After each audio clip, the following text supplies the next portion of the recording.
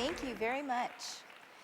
I really enjoyed hearing Dan's speech and how real he was with all of us. And I want to share with you that I am very honored to be here. And I know that the reason that I'm here is because I believe in the power all of you have. Once in a while, we have to have someone there to remind us of that potential that we all have within. And I hope that something I shared with you yesterday or that I share with you today can resonate with you personally during maybe a difficult time or during a challenge that you have personally, so that you can persevere and get through that challenge. Now, many people ask me, why did you want to fly an airplane? And for me, flying was my greatest fear. I was actually terrified of flying in airplanes. I was not terrified of heights, and I wasn't terrified of actually being up high, but what I was terrified of was the act of flying in an airplane, losing contact with the ground. So why would I want to pursue becoming a pilot? Well, I thought, what better way to tackle a fear than to do exactly what you are afraid of doing, to face it straight on and to do it anyway. I want you to think about in your own life maybe something you may have been afraid of or something that you fear. Well, fear, F-E-A-R, stands for false evidence appearing real. We create our own fear. And if we create our own fear, we can also destroy our own fear. So I challenge you to never let fear stand in the way of any opportunity. And there's this wonderful saying by a famous speaker by the name of Zig Ziglar, and he said, fear, F-E-A-R, can either stand for forget everything and run, or face everything and rise. And I think each and every one of you have the courage within to face your greatest fear. And I challenge you to never let fear stand in the way of any opportunity. Now for me, you might ask, did I have any other fears other than flying? Well, I did. My greatest fear was the fear of rejection. And for many years, I dealt with the fear of rejection by hiding my difference. And every single day for 11 years, I wore prosthetic arms to school. Now, I have nothing against prosthetics. In fact, I saw a phenomenal picture up here on the screen a little bit ago of a young girl with a prosthetic hand. It is phenomenal what they have been able to do with prosthetics for many people who have lost their limbs due to trauma, due to disease, or for whatever reason. But for me personally, this is how I was born. And this is how I believe God created me. So when I was wearing those prosthetic arms, it was almost like I was trying to be someone I'm not. Have you ever felt like you had to pretend to be someone you're not? It's very difficult. It takes a lot of time and energy. It takes a lot of work, more work than being yourself. And after 11 years of wearing prosthetic arms, even though I could function with my feet, I could do things like this.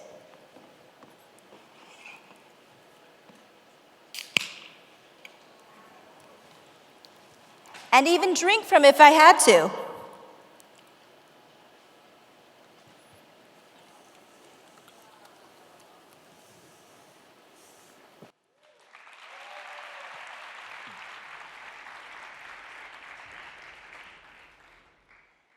And still, I chose to wear prosthetic arms because it was easier to go to school every day and not get picked on. It was easier to go to the school cafeteria at lunchtime and not be called names. It was easier to be less self-conscious, to go to the lockers and get my books and not be questioned. It was easier to blend in with everyone else. And sometimes in life it is easier. But we have to be true to who we are. And finally, after 11 years, it was the first day of 8th grade, I was 14 years old, and I decided to make a very critical decision in my life. It was the most important decision of my life. And on that first day of 8th grade, I remember very vividly walking to the bus stop without the fake arms, feeling lighter, freer, more empowered than I'd ever felt before. For the first time in my life, I was going to be the person God created me to be.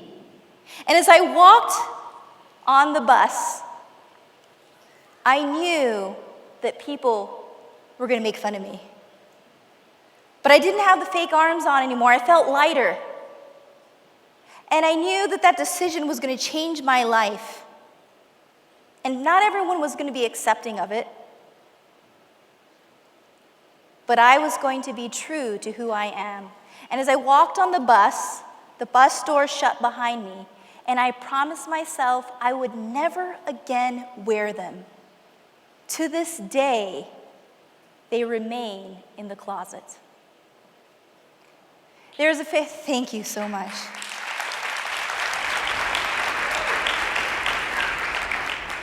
I want you to think about in your own life, maybe there's something in your own life that's holding you back from being true to yourself. And I challenge you to let go of whatever it is that's holding you back and embrace who you are. There's a wonderful quote that I absolutely love, and it's, "No one can make you feel inferior without your permission." No one can make you feel inferior without your permission. So I challenge you to leave behind whatever your fake arms may be. They come in many forms. Sometimes you can see them, sometimes you can't. And I challenge you to embrace yourself and have the courage and the fearlessness to celebrate your uniqueness. When I was able to make that decision, it opened up this whole world for me, this whole world of possibilities, the whole world of flying planes, scuba diving, surfing, and doing all the wonderful things once I was able to embrace who it is that I am. It made it easier. And I remember on that first day of flight training, as I shared with you last night, being challenged with the seatbelt, but also being challenged with the headset. And taking the headset between my toes, I broke the first 2 headsets. But I realized that I needed something heavy duty so that I could use it between my shoulder and chin and with the help of my foot to put it over my head. And this is exactly what I did after those 2 broken headsets.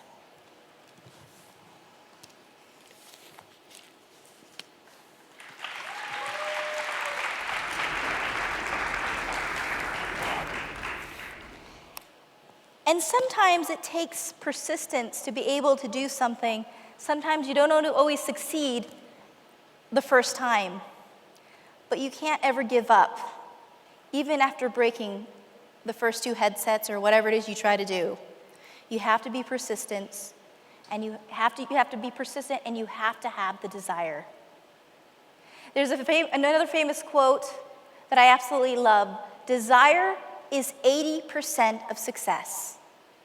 If there's something that you want to achieve, you are so close to reaching your goal. Just remember the importance of having that desire. I'm going to share with you this very last story that taught me how important desire was when I was moving out of my family's home in college. I moved out into a little apartment next to the university where I attended for 4 years.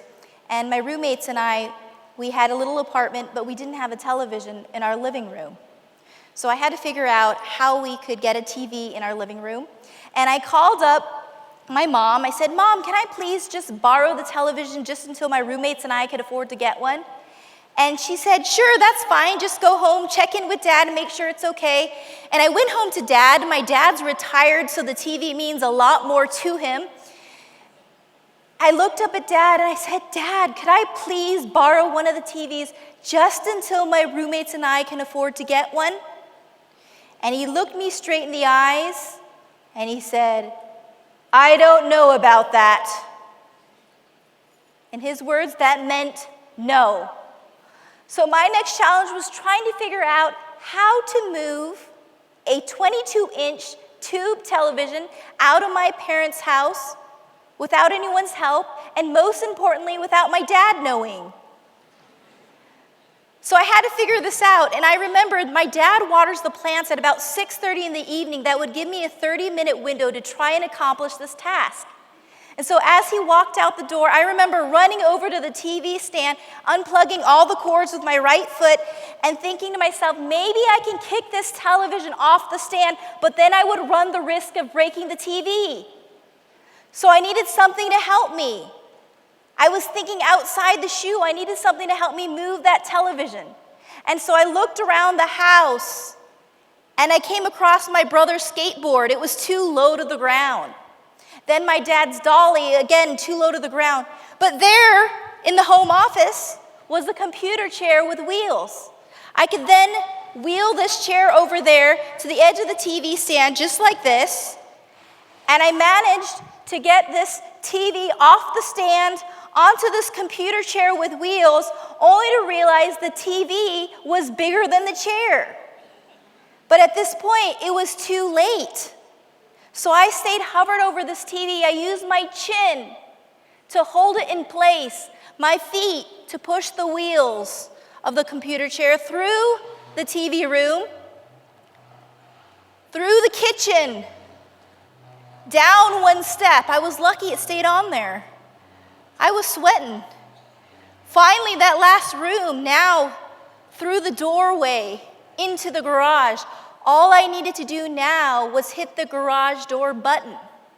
And as I reached my left foot up there, practically doing the splits, I hit the garage door button, and as the door opened, guess who was standing right beside my car? My dad. And my dad took one look at me.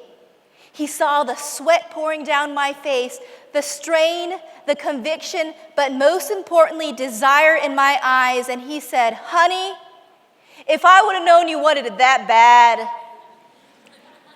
I could have helped you. And he did. He got that TV into my car. I drove it home to my roommates in college, and I told them, I figured it out. I know what desire is. There's a very famous quote I'll leave you with. Walls are only there to stop the people who don't want it badly enough. Walls are only there to stop the people who don't want it badly enough. Thank you very much. If there is something you want to achieve, don't let anything stand in the way. Thank you.